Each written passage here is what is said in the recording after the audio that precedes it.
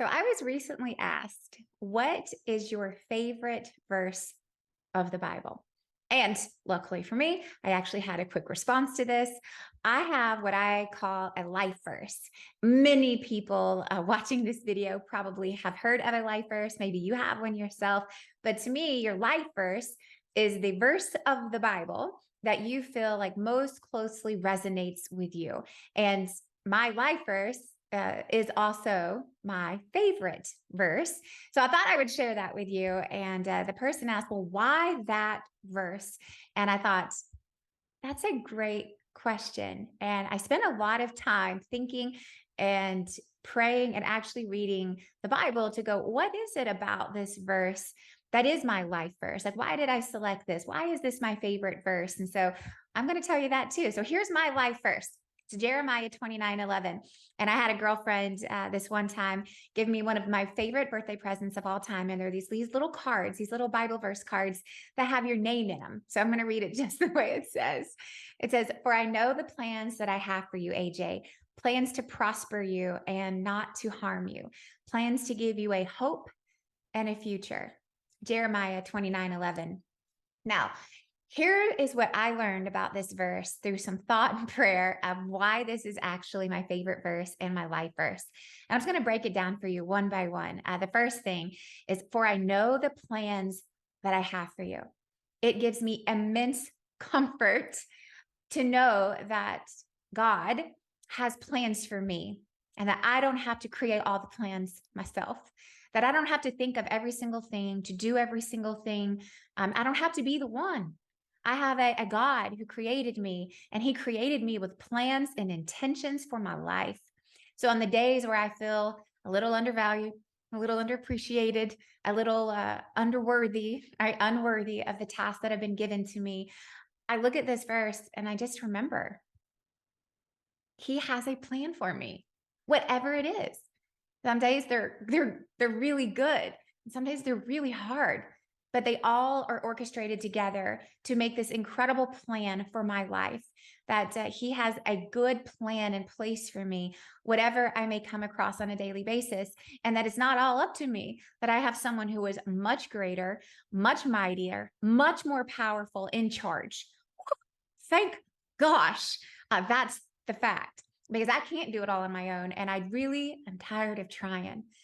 So God has a plan for me that is so comforting and scary, right? But it's comforting. And that's part one. Part two, I have plans to prosper you. In other words, my plans for you are good. I want to see you succeed. I want to see you prosper spiritually, emotionally, mentally, physically, financially, relationally. I want to see you prosper. So the plans that I have, whatever roads they take, they are for your good. They are to prosper you. And the third part is, and they're not to harm you. And to me, it's that ever present, eternal reminder that this side of heaven, this side of new earth is hard and it's broken and it's full of sin, because I'm a sinner and you are a sinner. And so these plans are hard on this side of heaven, but his plans are not to harm us.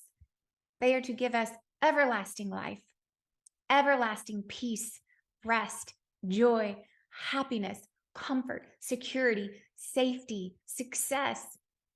That the plans he has for us to prosper us may not be fulfilled this side of new earth, this side of heaven. But the plans that he has were never to harm me, but to always eternally prosper me, even if I don't see that this side of heaven. But the plans were created for me to not harm me, but to show me the good, loving nature of my God who created me, not for my harm. So when hard days roll around, and they roll, right? I have had lots of tragedy in my life. None of it, though, was done to me, but it all can be used for me. And that is a really important reminder when we all face struggles, because we will face struggles. Fourth part is, I have plans to give you a hope and a future. And what is better than that, right? Like, I need the reminder that there is hope and there is a future beyond my circumstances. that there is a future beyond this life. That is peace inspiring for me. That is the ultimate goal of going like, there is a purpose for me here and beyond here. That there is a hope in Jesus, that there is a hope in eternity, that there is a hope that things will get better, and that my future holds that. This side or that, but my future holds that. So to me, this verse, Jeremiah 29:11, for I know the plans that I have for you, AJ, plans to prosper you and not to harm you, plans to give you a hope and a future, to me, kind of has the essence of the entire Bible wrapped up into one verse. I created you. You are mine. I created you in my image, and that is for good. And it is good. You are good because I made you. And I have plans to prosper you, to make you successful beyond your wildest dreams, and to not harm you. And this side of earth, there will be struggle, but there is a hope and a future that will not have struggle or pain or death. It is the promise of everything that the Bible says for your life. It is the reminder that you were made for good. You were made with a purpose, that there is a plan for you, and that plan is to prosper you, not to harm you, and that regardless of what happens, He has given you a future and a hope for it. That is why Jeremiah 29:11 is my favorite verse and why it is my life verse. So here's my question to you. Do you have a favorite verse? Or perhaps, do you have a life verse? I'd love to hear it.